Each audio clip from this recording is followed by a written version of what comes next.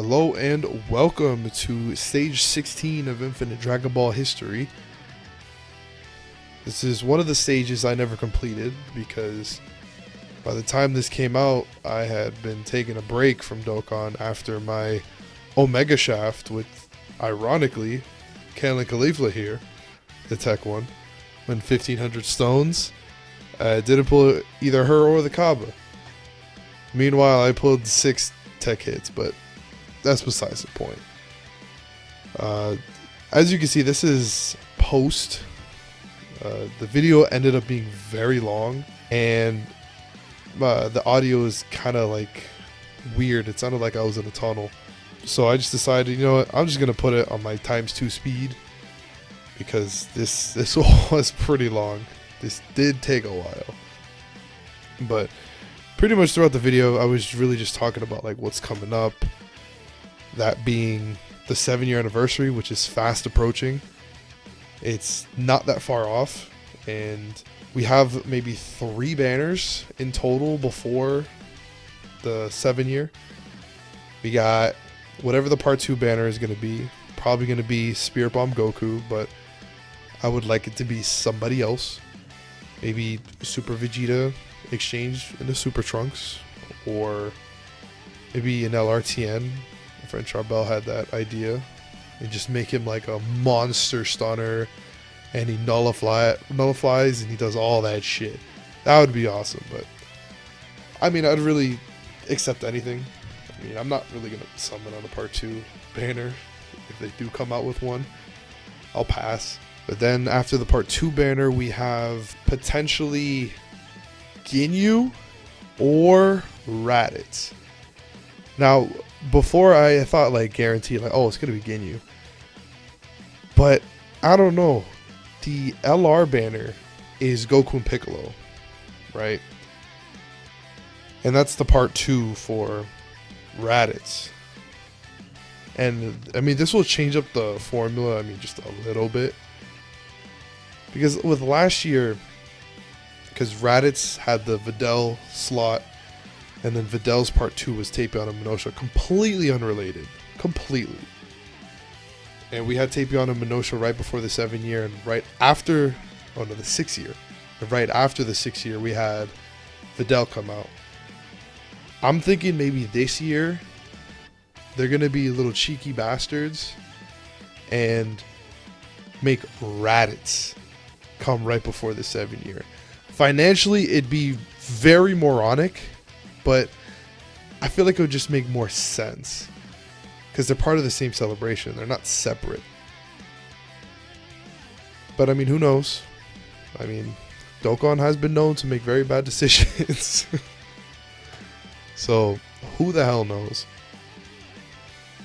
But I mean, in any case, we're definitely going to have the Goku and Piccolo LR banner. That insane 3 featured unit LR banner with only 10 featured units. Like, that's insane. That's the ultimate bait banner. 3 featured LRs. That's going to be right before the anniversary.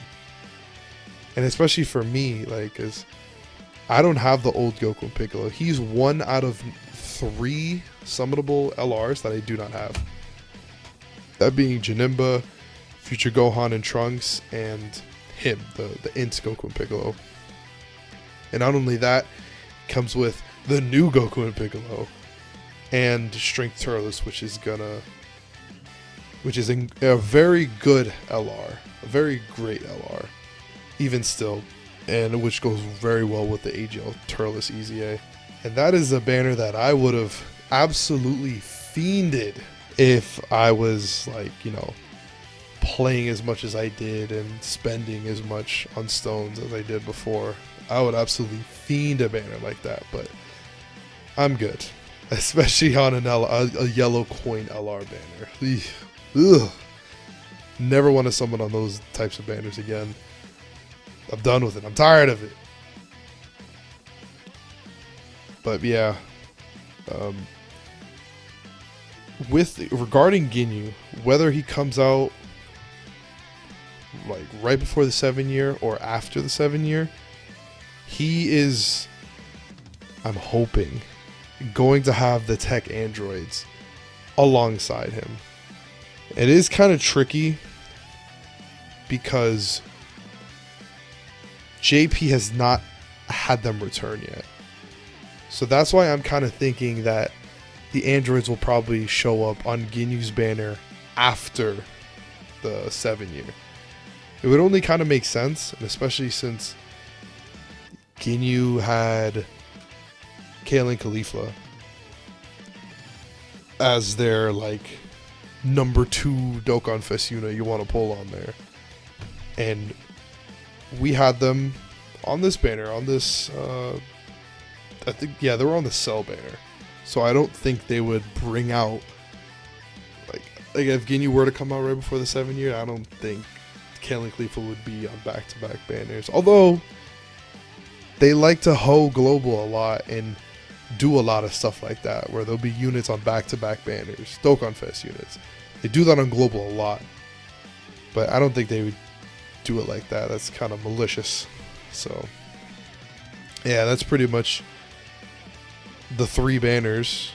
Well, technically 4 banners that could potentially show up. It would only make sense to have Ginyu right before the Worldwide as a way to like bait players into, you know, hey, it's Ginyu, you know you want to summon on him, he's cracked. But at the same time, having a unit like Raditz before the 7 year is just kind of dumb, because like no one really gives a shit about Raditz. Like, he is just useless. That Raditz is useless. He's useless. He's worthless. He's good for nothing. Like, he is actually, and I've been playing Dokkan for the longest time. That Raditz is the worst on-release Dokkan Fest unit they've ever released. And I've been playing since 2016, right after the 1 year anniversary. The first banner I joined Dokkan on was Tech Beerus. It's a long ass time ago. And he is without a doubt the worst on release. I know what you're thinking, like, Super Boo.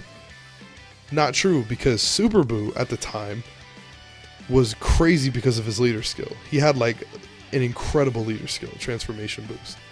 And at the time, he really wasn't that bad. Defense wasn't really too much of a priority, even back then. So that Super Boo is actually decent.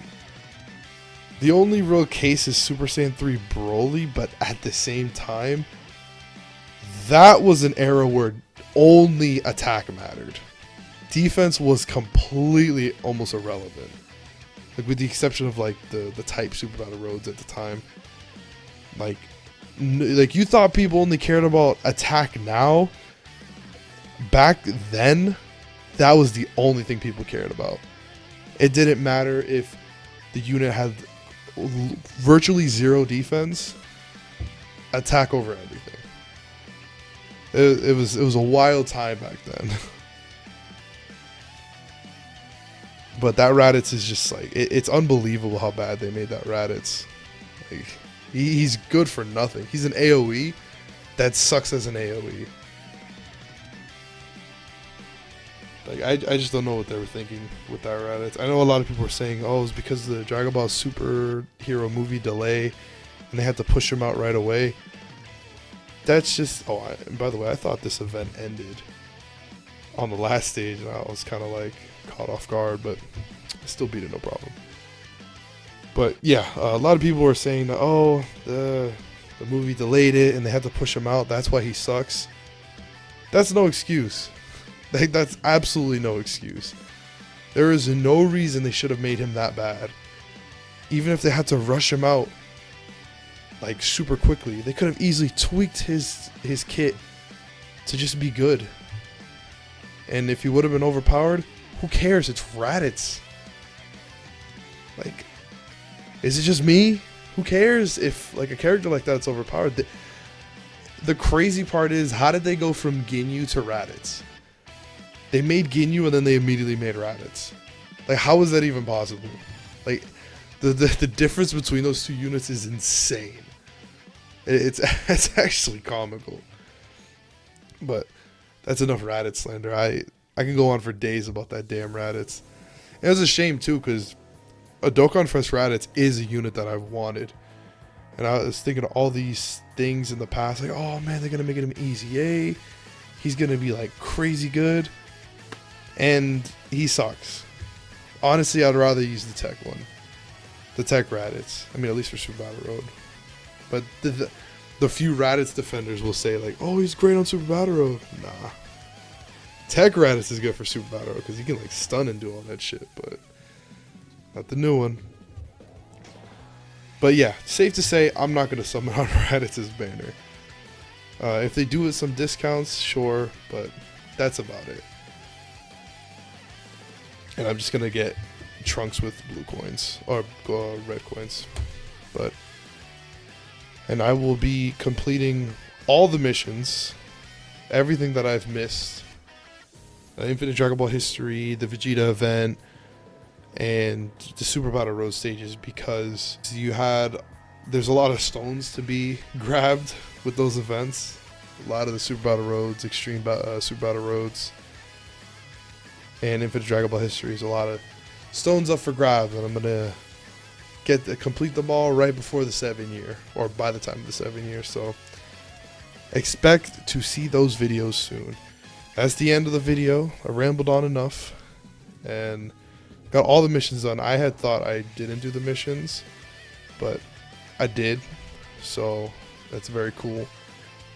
Anyway, I will catch y'all in the next one.